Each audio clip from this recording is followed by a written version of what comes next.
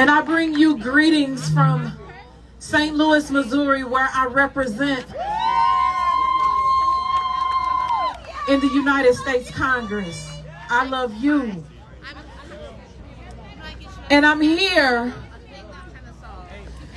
because one thing that I learned many years ago was that presence matters. I learned that when we say we support or we say we stand, showing up is one of the best ways you can do it. Even if it means you get attacked, even if it means some folks say your name and try to scandalize you, villainize you, demonize you, showing up, it can make all the difference. And so because I learned during Ferguson, when so many of our Palestinian brothers and sisters and neighbors came and showed up on the ground because they wanted to support black folks standing up saying, no longer will we live under this oppression. And they stood up, some of whom are here today, and they said, we will lock arms with you. We will fight for your freedom and your liberty right here in this country. And that's something I'll never forget. And so it made me think about, Corey, where are you? How are you showing up for them? When I learned about the oppression, when I learned about the hurt and the harm that's happening, not only in the United States, but also in Palestine, I learned. Show your body up. Put your body on the line. Be there. Speak up. Show up. And not only that, let them see your dark skin show up for them. Let them see this black woman show up. But you know, we shouldn't have to be here today. We shouldn't have to do this. We shouldn't have to demand peace. But that's what we're doing. We shouldn't have to press pause and say, hey, pay attention to us, because we don't want our family members to die. Because we want freedom and self-determination, and we are anti-war, we are pro-peace. We shouldn't have to do that today. But because of the violence against your families, because of the violence that's happening, the trauma, the death, we stand. You all have come together. And let me tell you, I know what it's like to be the one oppressed and have to show up for yourself and wondering who's going to stand with me. Who speaks with us? Thank you for coming out anyway. I know you're in danger. We know that there is harm coming your way, but we also know that we stand together. You are not alone. We are standing with you side by side, arm in arm.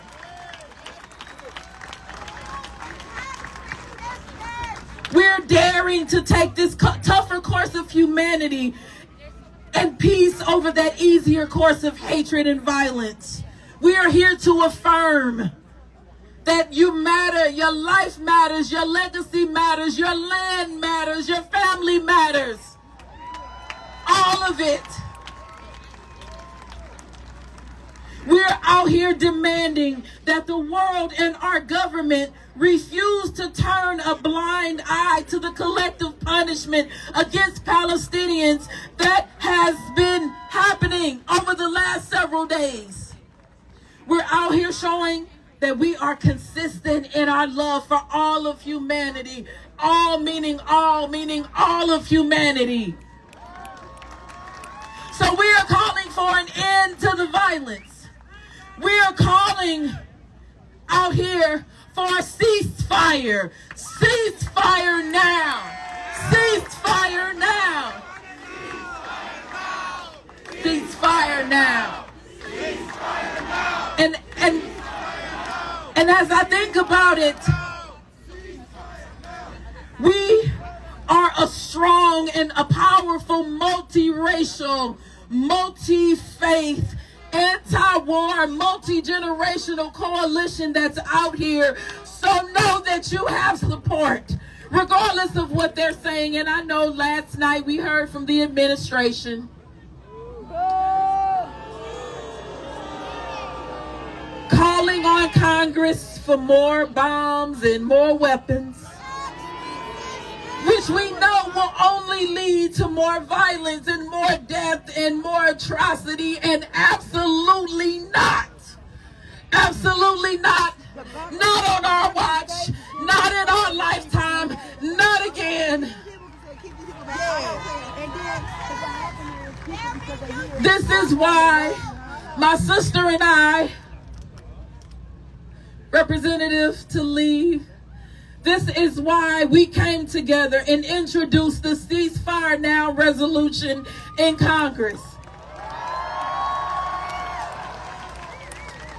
This resolution calls on the Biden administration to demand immediate de-escalation and ceasefire in Israel and occupied Palestine, and to send humanitarian aid and assistance to the 2.2 million people under siege and trapped in Gaza, and to save as many lives as possible.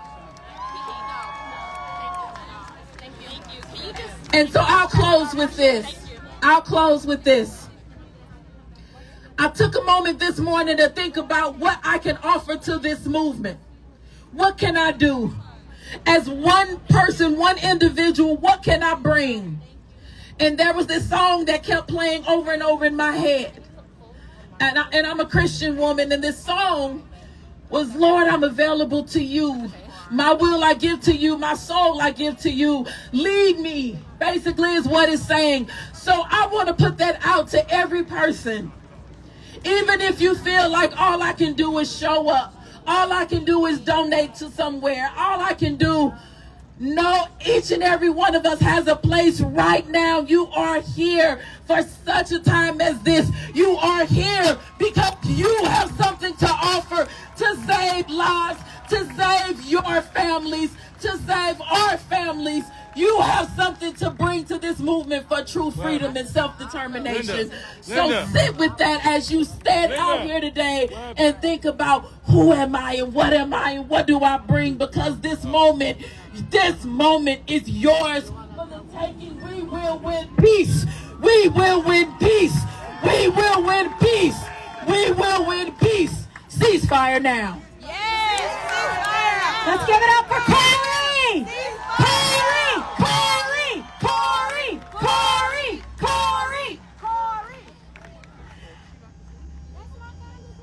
Assalamu alaikum. Bismillah ar-Rahman ar-Rahim. Yesterday, I wish you all could have seen. If you haven't, you should have seen our Jewish neighbors from across the country. They made me so proud and inspired. You could hear the voices throughout Cannon come through Longworth, through Rayburn, as they shouted ceasefires. They shouted, not in my name. As they shouted, never again to no one. And mashallah, the Muslimin in the crowd today. If this is not a showing that most America is not with you, Mr. President. That's right. Woo. That's right. Most of America is not with the people that don't want to de-escalate and facilitate a ceasefire. I don't know who you're listening to. I don't know who you're talking to, but you're obviously not talking to these Americans. That's right. So you Jama'ah, I'm going to speak the language that they only understand. Because as we go for over a dozen days of pure violence, massacres, it didn't matter how many bodies we showed them, how many children we showed them, how many tears we shed. It wasn't the chemical weapons that was melting children's faces, burning them. It wasn't the cry of a mother or a father who took so long to have his baby boy crying, kneeling down to kiss him for the last time. It wasn't that. Do you know why now all of a sudden there seems to be this small nation. Badri alaikum. When did you decide? Now?